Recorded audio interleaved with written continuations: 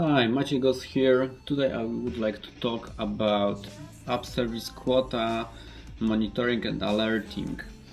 In our projects, we sometimes have a requirement to create some POC or an application with little workload, and in such purpose we can choose free or shared tier of app service plan, but they have some limitation.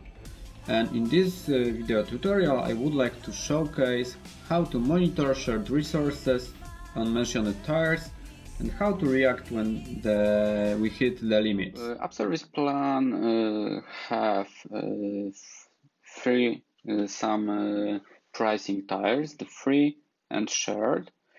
Today we will discuss about only two, the free and shared, on which we should monitor the quota. The app service plan, here we have the Windows version, which have free and shared. And the free and shared app service plan on the Windows hosting have the limitation on the free is 16 minutes per day and 1 GB of storage, of RAM and on storage.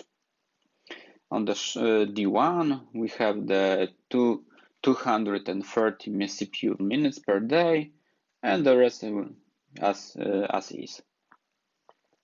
On the Linux hosting, there is some differences because we have only the free tier, which have the same limitations as on Windows side. Of course, there is also limitations in quota for the memory usage is 1 GB and for data out quota. Here we have the app service plan and the free app service plan. I will show, and this is a Linux version. And to monitor the quota, we can set up monitoring and alerting. We can do this in two separate ways.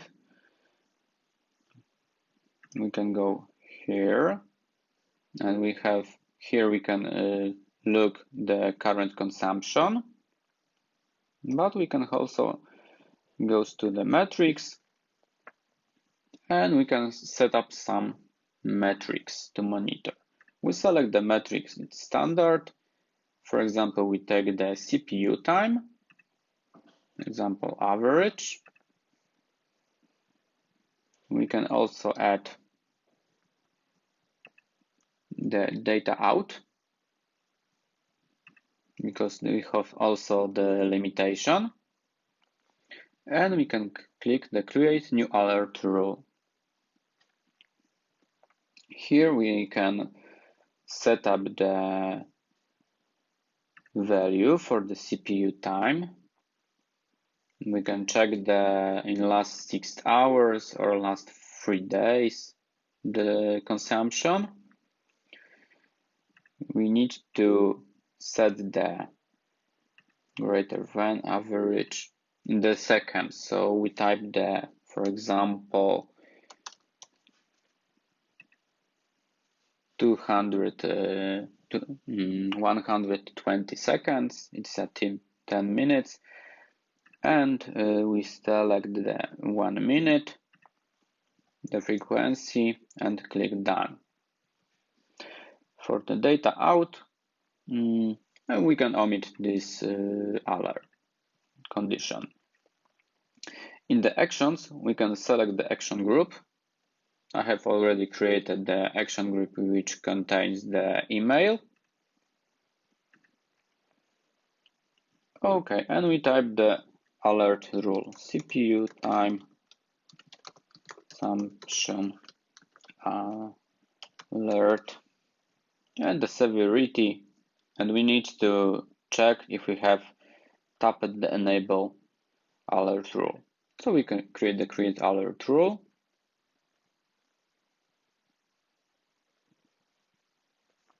Okay, and it's done. When we check the alerts, when we go here, we can see that we have some rules defined. And we can check when those rules was triggered. I go here. No.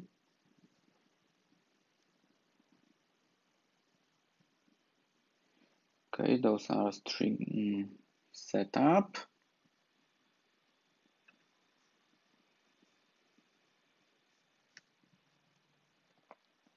Okay, and these are the steps to set up the alert rule. When the rule will be triggered, we will receive the email with information about triggered action, and we also receive the email when action is completed and we don't have any problem with our resources. When we want to look into our alerts, when was they are triggered, we can change the, for example, time range. And as you can see, we have some total alerts in the severity and the status. And we can go into there and we can check when this trigger fired time and the condition on which the alert was triggered.